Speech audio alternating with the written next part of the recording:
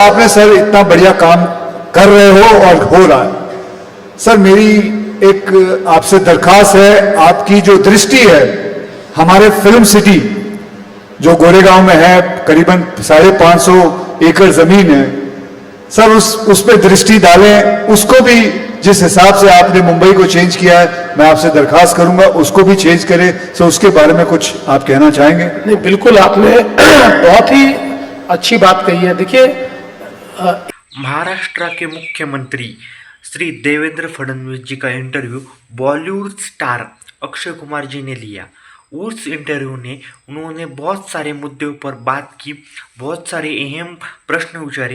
तो इस वीडियो में हम देखते उन्होंने कौन से अहम प्रश्न विचारे और आपको उनका इंटरव्यू कैसा लगा। आप पर जो भी मत हो वो कमेंट सेक्शन में जरूर बताना।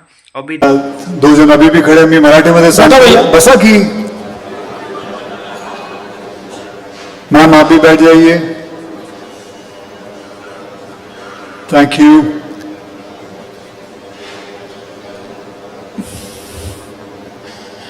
Well, good morning. It's a lovely day. 25 years of FICCI. We all here gathered. हमारे साथ हमारे चीफ मिनिस्टर साहब हैं और आज मुझे मौका मिला है, ये जिंदगी में मेरा सेकंड टाइम है जो मैं किसी का इंटरव्यू ले रहा हूं। पहली बार मुझे मौका मिला था प्रधानमंत्री जी का इंटरव्यू लेने के लिए और अब मुझे हमारे चीफ मिनिस्टर साहब का इनका इंटरव्यू लेने का मौका मिला है। तो सर मैंने उनसे एक क्वेश्चन किया था प्रधानमंत्री जी से कि आप आम कैसे खाते हैं, तो लोगों ने मजाक उड़ाया था, लेकिन सर मैं नहीं सुधरूंगा। आप नागपुर से हैं और Nagpur is very famous for the mangoes. तो सर मैं आपसे ये पूछना चाहता, आपको नॉट मैंगोज, ऑरेंजेस, तो आपको सर ऑरेंजेस अच्छे लगते हैं? बिल्कुल अच्छे लगते हैं, बहुत अच्छे लगते सर आप हो सकते वो कैसे खाते हो, छील के खाते हो या उसको जूसर में डाल के जूस पीते हैं? मैं आपको एक नई पद्धति बताता हूँ। ये जो ऑरेंज होता है ना, उसको पील किए बिना यू जस्ट कट इट और उसको कट करके 2 भागों में आप कर दीजिए, उसके ऊपर थोड़ा नमक डालिए। मतलब उसको पील करके? हाँ, नो, जस्ट काट दीजिए। ओके। जैसा कि वैसा उसका वो कवर सब रहने दीजिए, डोंट पील इट। उस पर थोड़ा नमक डालिए और फिर जैसे आम खाते हैं वैसे उसको खाइए, कवर मत खाइए। उसका जो जूस है उसको आप खाइए और चूसिए। देखिए एक अलग ही आपको फीलिंग आएगा ऑरेंज खाने का। ये सिर्फ ओजी लोगों को मालूम है जो नागपुर से है, they only know it how to eat. So that's great. तो आज एक समथिंग नई चीज सीखने मिली है। So I'm surely going to try this. So sir, second question की तरफ चलते हैं सर। सर मैं इस फिल्म इंडस्ट्री के अंदर I've been an actor और सर आप जो है वो पॉलिटिक्स के दुनिया के स्टार हैं। सर आप बताइए कोई ऐसी फिल्म, जैसे कि मैं किसी पॉलिटिशियन को देखता हूं, कभी उनसे इंस्पिरेशन लेता हूं, सर आपके लिए कोई ऐसी फिल्म या कोई ऐसा इंसान हो जिसको आपने इन्फ्लुएंस किया हो आपके लीडरशिप के लिए, जो फिल्म इंडस्ट्री के अंदर हो? देखिए पहली बात तो यह है कि फिल्म जो हमको इन्फ्लुएंस करती है वो not as a leader but it influences हमारी जो संवेदनाएं होती है, जो एक ह्यूमन फीलिंग होता है हमारा, उसको फिल्म्स जो है वो एक प्रकार से प्रभावित करती है। तो ऐसे कई फिल्मों ने मुझे प्रभावित किया है, लेकिन जहां पर भी जाता हूं तो लोग मुझे कहते हैं नायक जैसा काम करो। देखो एक दिन में कितना उन्होंने कर दिया, कैसे एक दिन में उन्होंने दुनिया बदल दी। तो मुझे एक दिन अनिल कपूर जी मिल गए, मैंने उनको कहा क्यों बनाई हुई नायक, आप नायक और हम नालायक, ऐसा लोगों को लगने लग गया। एक दिन में इतनी सारी चीजें कैसे आपने कर दी उसके अंदर। तो मुझे ऐसा लगता है कि एक बेंचमार्क सेट करने का काम उसने किया है। पर अदरवाइज मुझे ऐसा लगता है कि फिल्मों ने एज ए ह्यूमन मेरी फीलिंग्स को शेप करने के लिए, मेरे इमोशंस को शेप करने के लिए, और हमेशा चूंकि कोई भी फील्ड ऐसा होता है कि जिस फील्ड में आप बार बार अगर कोई काम करते रहते हो तो कई बार आपकी इमोशन जो है वो थोड़ी डीम होती है जी। थोड़ा आप यूज्ड टू हो जाते हैं। तो उन इमोशंस को जिंदा रखने का काम ये फिल्मों ने किया है और मैं ऐसा मानता हूं कि फिल्म देखने के बाद मैं वही एक नॉर्मल आदमी बन जाता हूं जो मैं सालों से हूं। सर आपने जैसे बताया कि नायक फिल्म के अंदर अनिल कपूर जी एक दिन के लिए चीफ मिनिस्टर बन जाते हैं। सर अगर आपको मैं पूछूं कि एक दिन के लिए आप फिल्म के डायरेक्टर बन जाएं और फिल्म का नाम हो महाराष्ट्र, तो पहला सीन आप क्या पिक्चराइज करेंगे? मुझे ऐसा लगता है कि अगर महाराष्ट्र पे फिल्म बनती है तो पहला सीन होगा जिसमें छत्रपति शिवाजी महाराज ये राज्याभिषेक के लिए बैठे होंगे और इतने सालों की गुलामी के बाद फिर एक बार स्वराज्य का निर्माण, यही उसका पहला सीन होगा।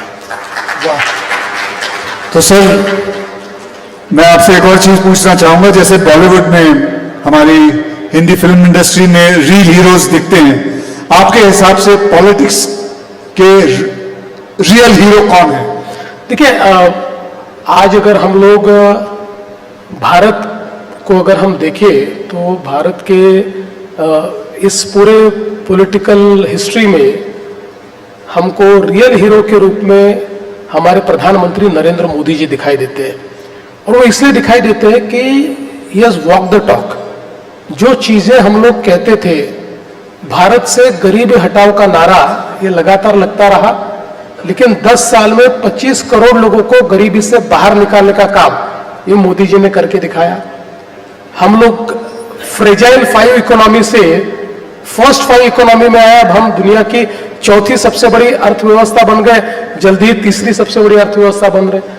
आज चाहे वो टेक्नोलॉजी का क्षेत्र हो, चाहे वो डिफेंस मैन्युफैक्चरिंग का क्षेत्र हो, चाहे वो एवीजीसी का क्षेत्र हो, हर क्षेत्र में भारत वर्ल्ड से कॉम्पीट कर रहा है।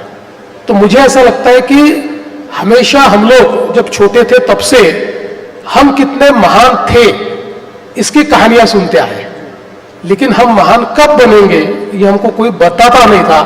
Now we know that we are on the path 2047 में विकसित भारत, ये महान भारत का चित्र अब हमारे सामने है और उस चित्र को लाने वाले हमारे प्रधानमंत्री नरेंद्र मोदी जी हैं। बहुत खूब सर, बहुत बढ़िया सर, बहुत बढ़िया।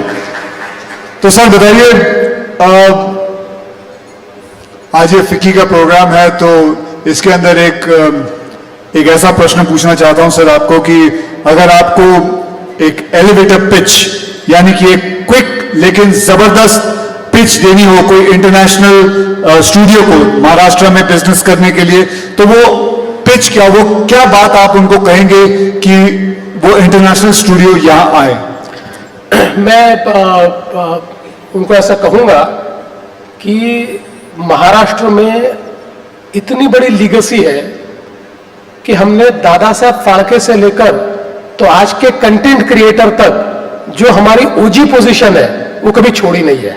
और इसलिए महाराष्ट्र ही ऐसी जगह है जो इन रियल सेंस एक एंटरटेनमेंट का कैपिटल है, ये कंटेंट का कैपिटल है।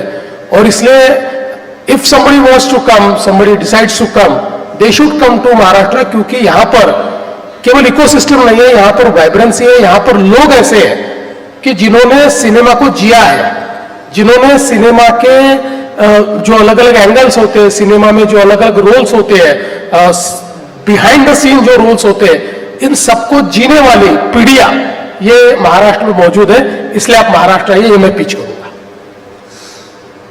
सर मैं आपको बताऊं, 4 दिन पहले मैं कोलाबा जा रहा था जू से और मैं करीबन ना करीबन 35 मिनट में पहुंच गया।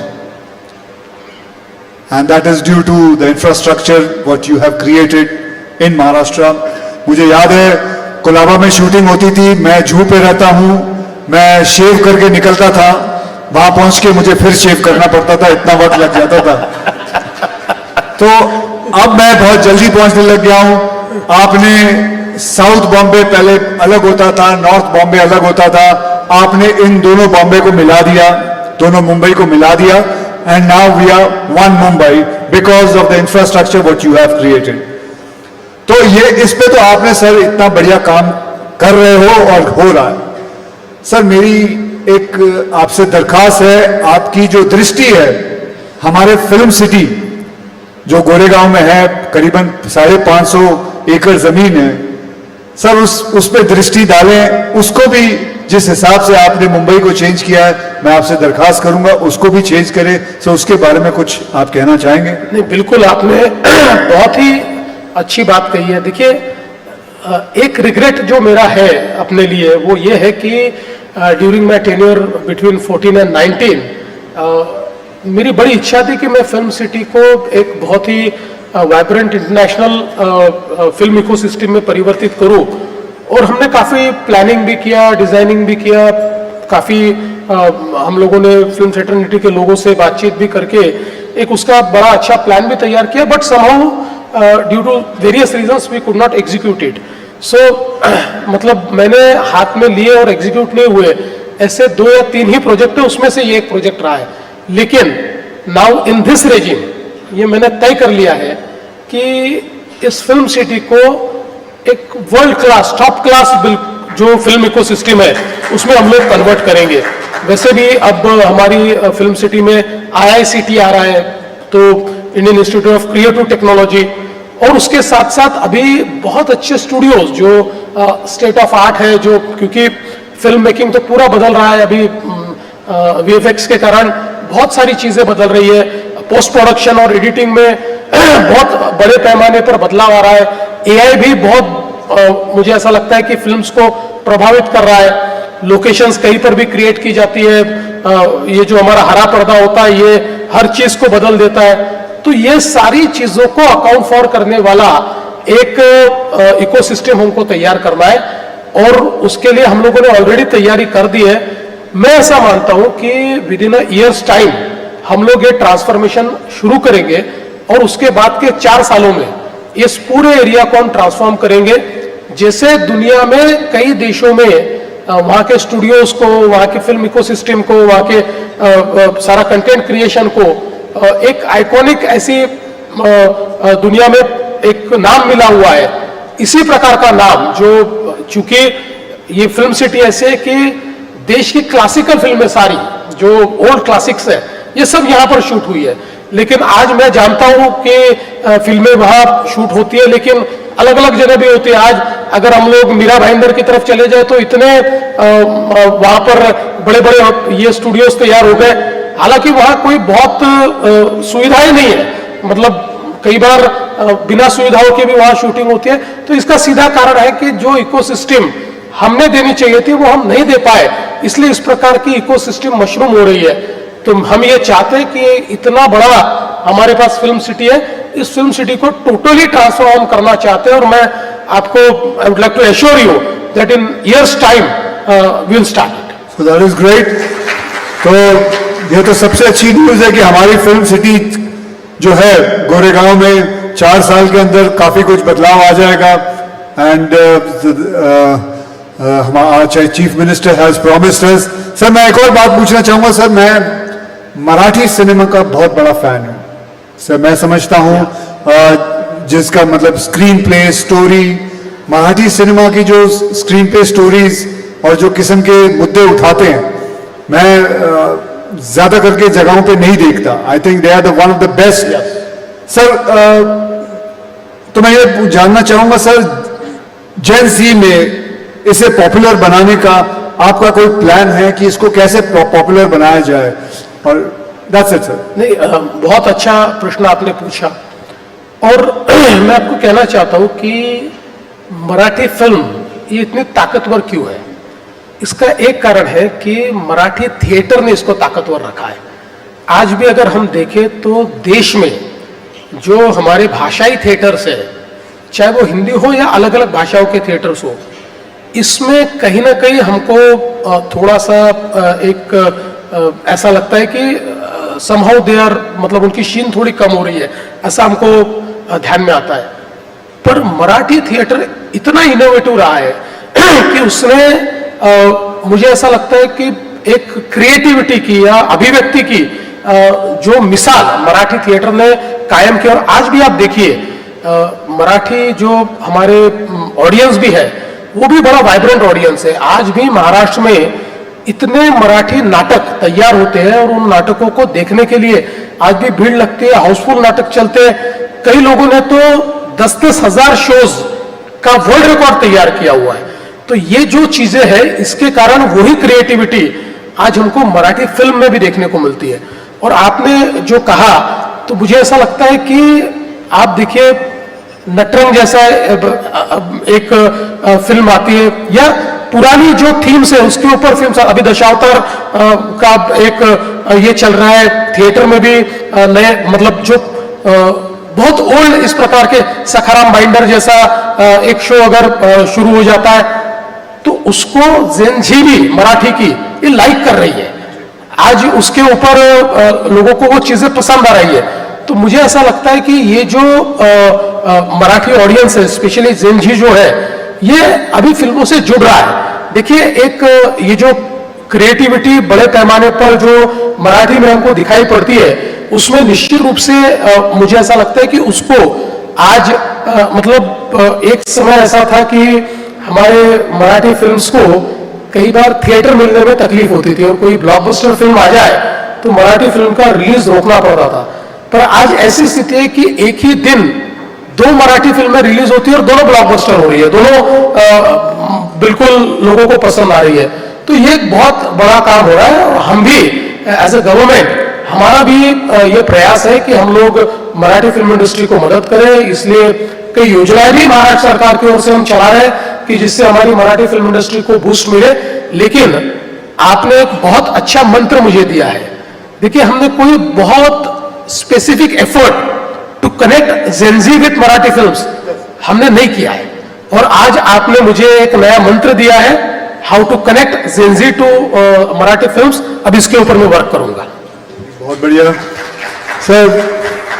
आप महाराष्ट्र के चीफ मिनिस्टर साहब हैं, so you know the dark side of Maharashtra. आपको ऐसे ऐसे सीक्रेट्स पता है महाराष्ट्र के about with the crime, everybody, the police reports to you, आपको सब पता है अंदर महाराष्ट्र में क्या क्या कहां क्या हो रहा है। तो सर मैं आपसे बात पूछना चाहूंगा कि आप फिल्में देखते हैं? बिल्कुल देखता हूं। तो सर मुझे बताइए सर कि फिल्में जो है वो क्राइम को कॉपी कर रही है या क्राइम है वो फिल्मों को कॉपी कर रहा है? आप अंदर की बात जानते हो, आप ही को ये बात पता है।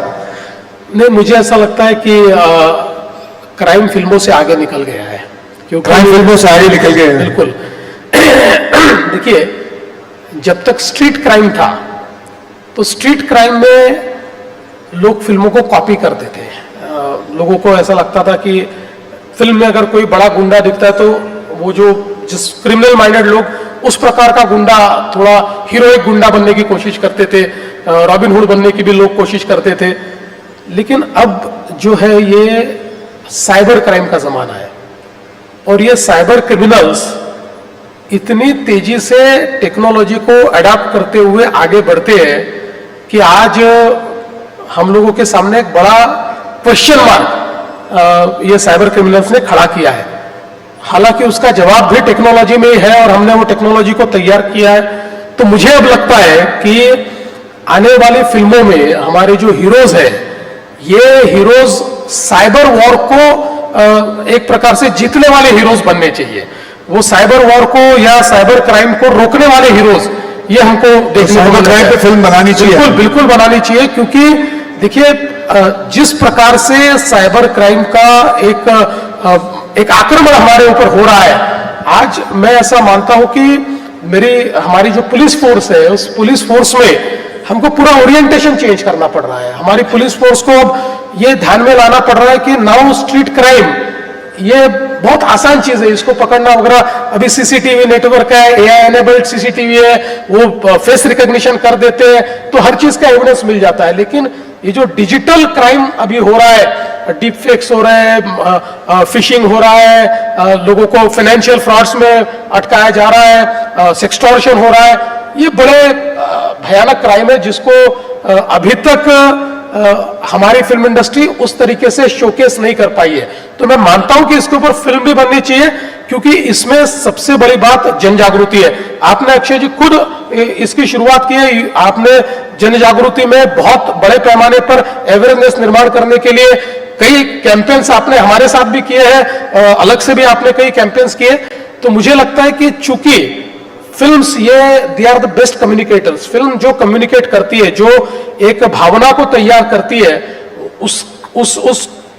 वो जो उसका पावर है, उस पावर को अब अनलीश करने के लिए मुझे लगता है कि फिल्मों को अब ये जो डिजिटल वॉरफेयर चल रहा है इसमें भी फोकस करना चाहिए।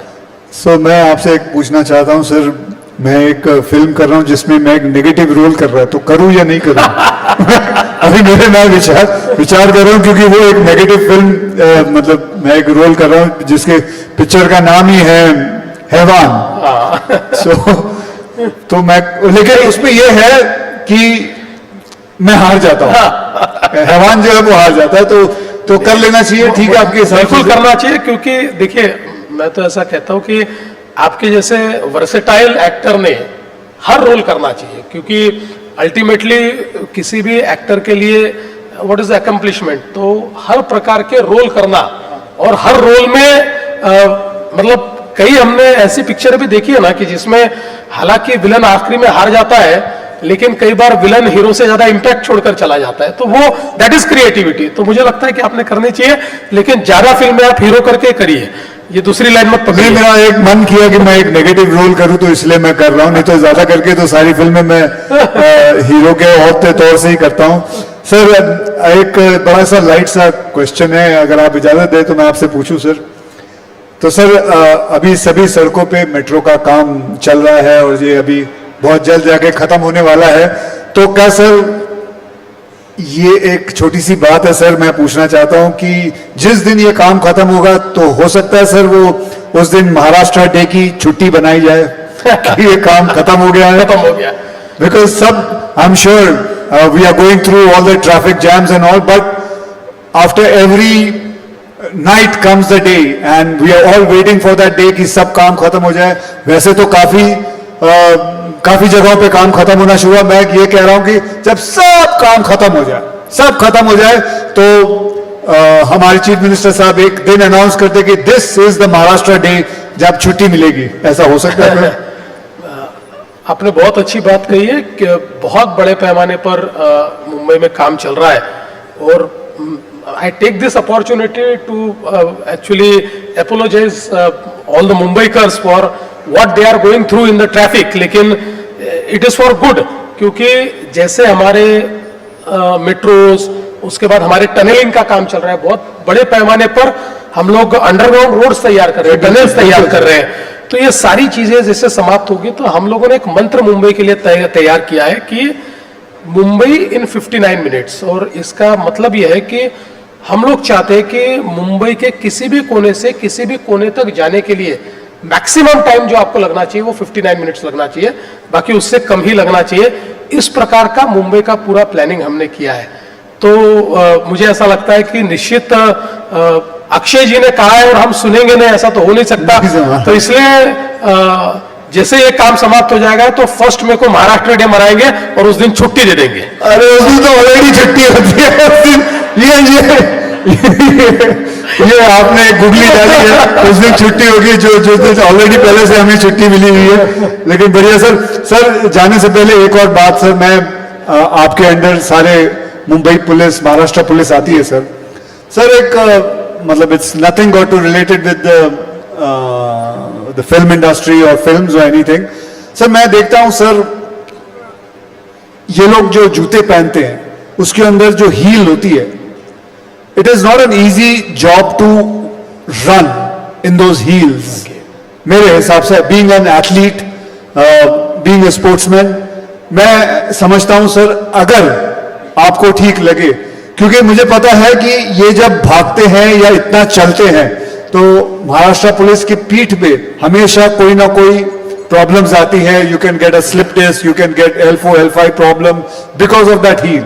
सो आई वाज जस्ट छोटा मोल बड़ी बात जैसे है सर कि अगर उनके जूते चेंज हो जाए ना तो महाराष्ट्र पुलिस के लिए बहुत काम आएगी ये बात कि they can run much faster than any criminal.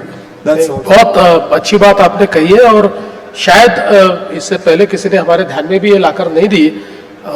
हमारे तो जो पुलिस है वो इस प्रकार के जूते पहनकर ही सारी प्रैक्टिस करते हैं, लेकिन आपने कहा ये बात भी सही है कि शायद उसके कारण एट अ लेटर एज उनको थोड़े उनको आएगी प्रॉब्लम आएगी। मैंने बहुत सारे पुलिस वालों से मिला हूँ, तो बैक प्रॉब्लम हमेशा आती है सर। मैं आपको ही रिक्वेस्ट करूंगा कि अगर आप कोई इसमें इनोवेशन, कोई डिजाइन चेंज या कुछ अगर आप सुझा सकते हैं, बिकॉज आप तो ओजी एक्शन हीरो है, तो आपको ये पता है कि एक्शन के लिए what is the best. Sir I will try and make a brown shoes and I will show it Yes, you please. अगर आपको ठीक लगे।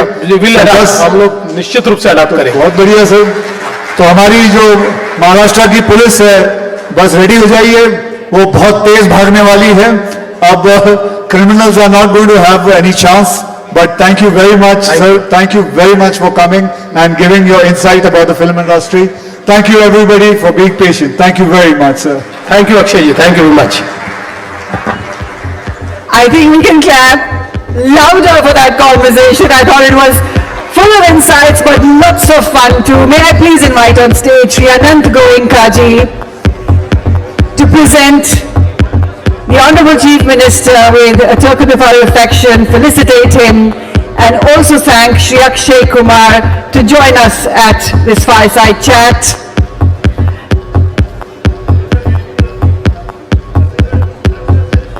And may I also please request Mr. Kevin Vaz, Ms. Sandhya Devanathan, Ashish Kulkarni ji, and Arjun Nohar ji to join us on stage for a photo opportunity.